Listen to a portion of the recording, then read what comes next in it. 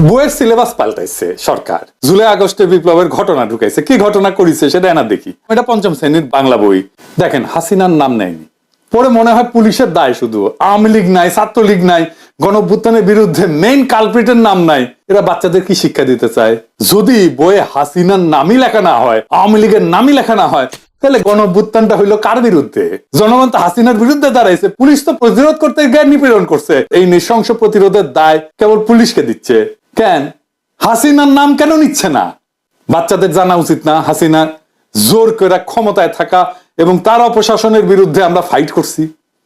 আমাদেরকে এখনো কারা হাসিনার রাজ্যে রাখতে চাচ্ছে, যে রাজ্যে হাসিনাকে কালপিট বলা যাবে না? তো কে লিখেছে? রাখাল রাহা। ওর আসল নাম সাজ্জাদুল হক।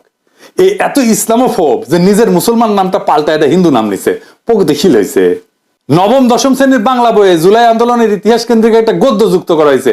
এটাতেও খুনি হাসিনার নাম লেখা হয়নি। আমরা কার বিরুদ্ধে যুদ্ধ করছি তার নাম লিখতেছে না।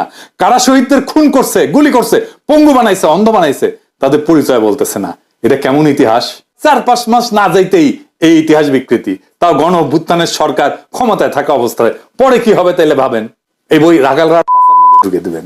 হারামজাদা বুদ্ধিজীবী চাইতেছে। এবার বুঝেছেন তো কেন আমি বাঙ্গু সুশীলগের আর বামদের গেলাই।